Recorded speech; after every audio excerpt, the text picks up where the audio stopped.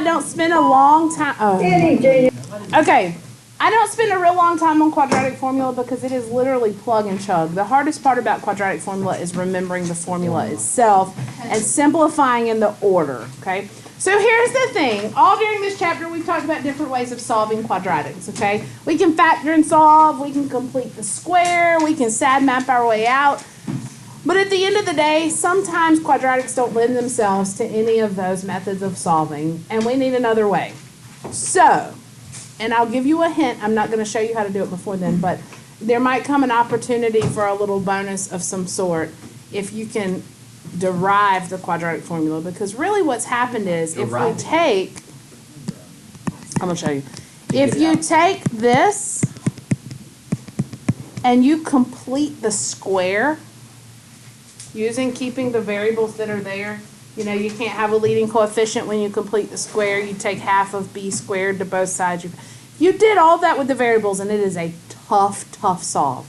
But if you did all that, what you would get is the quadratic formula. Opposite b plus or minus the square root of b squared minus 4ac. And every single person gets divided by 2a. That whole fraction, whole top gets divided by 2a. Okay? So we run into a couple of things as we do this, all right? One thing is the equation, whenever you go to solve, and this will always work. It'll work imaginary reals. It'll work on factorable and unfactorable equations. It'll work on everything. It's your go-to beat all everything, okay? It's not always the easiest method, but it's the fail-proof method. It's the one that always works. Your equation must equal 0 before you start. That is the only requirement.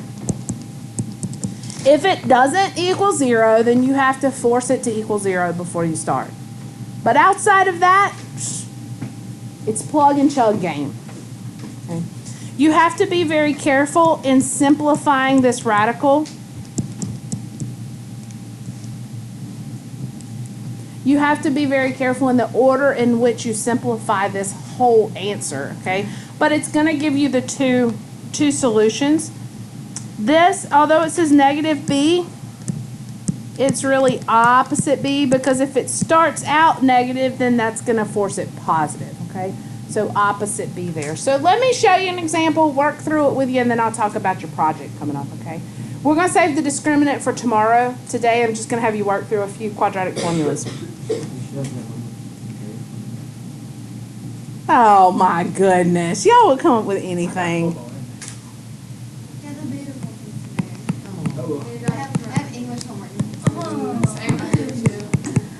I won't kill you on homework tonight. All right, I've got this quadratic and it says solve for x, right?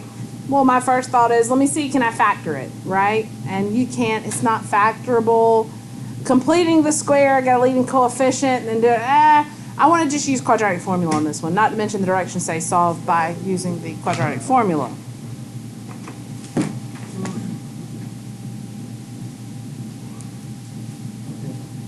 I'm going to get this fly. I'm going to pause. I'm telling you. We got our drug one of those like zap ones, where like press the little thing and zap. Yeah. Does it work? Yes, it does. It's like a movie. All right. Zap one, you just go. What is A here? 2. What is B? What about C? So it's already equal to 0. That was a step in the right direction from the very beginning, right? Right. All right, let's plug in the formula. Opposite B. Plus or minus square root. Mm-hmm.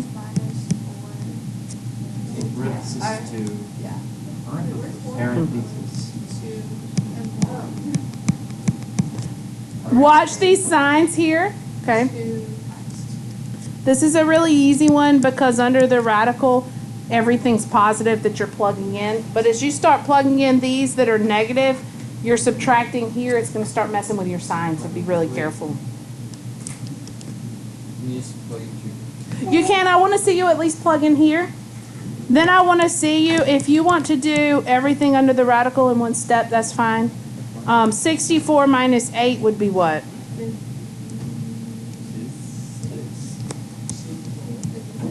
Now here's where the work comes in. Can you simplify 56? Yes. How? One of them needs to be a perfect square when you do it.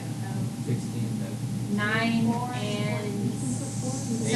6. 9 and 6. Right out of my brain this weekend. No, that's 54. That's 54. Look, I just went right along with you. Yes, that's right. I was like, did I I'm sitting here putting my fingers down there. 4 and 14. So I'm not a genius. 4 and 14. So that 56 would become 2 times the square root of 14 over 4. And now, be very careful. I feel like that's all I keep saying is be careful, be careful, be careful. You can't divide under this radical whenever you simplify, okay? But what I can do is if the numbers, the coefficients here, and this number on the bottom are all divisible by something, I can simplify down that way. So by 2, so I would have negative 4. Wait. You got me to 1. Now, if you chose to split it up, you don't divide what's under the radical, only the coefficient in front, okay? Now, if you chose to split this up, and if you have a whole number, if that radical is a whole number, I want you to split them up, okay? Show me the two different answers. You could do negative 2 plus or minus the square root of 14 over 2. Did you go back up? Yeah.